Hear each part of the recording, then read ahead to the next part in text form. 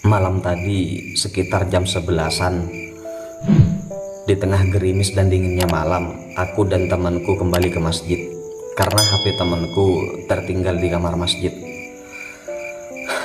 Mendekati teras, aku mendengar tangis tertahan dari seseorang yang kulihat sedang berdoa sambil memangku anaknya. Setelah aku dan temanku mendekatinya, ternyata Fulan yang terkenal ramah dan baik hati, seorang tukang ojek yang mengontrak tidak jauh dari masjid. Ia terkejut melihatku dan temanku. Ustadz," katanya, sambil berusaha menyembunyikan air mata. Kulihat wajahnya kuyup, penuh kesedihan, seakan ada yang dia tahan. Sementara anak dalam pangkuannya tertidur lelap di dinginnya malam itu. "Sholat malam kok bawa si kecil, Mas?" tanyaku.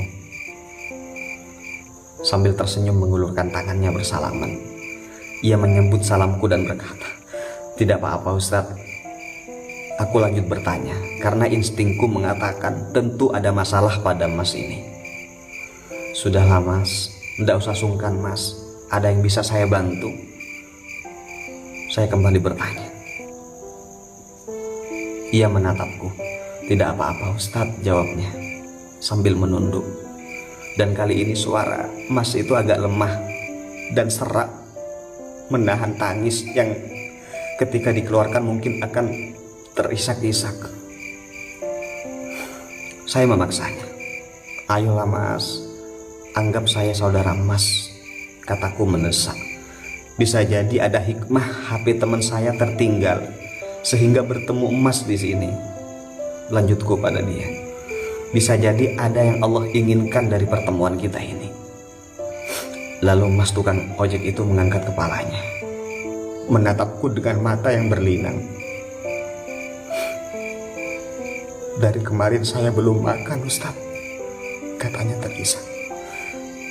"Sedangkan anak istri saya hanya makan sepiring lontong pagi tadi. Saya sudah berusaha, namun saya malu harus meminjam ke siapa lagi. Orderan ojek pun sepi, lagian motor saya tak ada bensinnya, Ustaz." Air mataku berlinang mendengar. Temanku juga menangis di sebelahku. Tenggorokanku terasa sempit, tak kuduga apa yang ia katakan seperti menamparku. Ia belum makan dari pagi.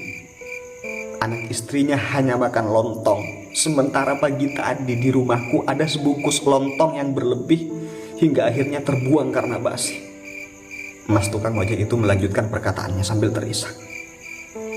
Aku berpikir mungkin saja dengan datang ke masjid yang penuh berkah ini sebagai tamu Allah sambil membawa anak, doaku akan lebih makbul, Ustaz.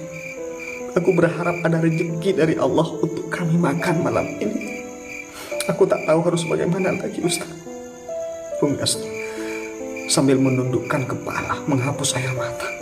Sambil terisak, temanku pengurus masjid itu berkata, "Sungguh saya merasa sangat bersalah. Saya malu kepada Allah. Di saat kami pengurus masjid berencana membangun ini dan itu, program ini dan itu, ada warga kami yang tidak makan.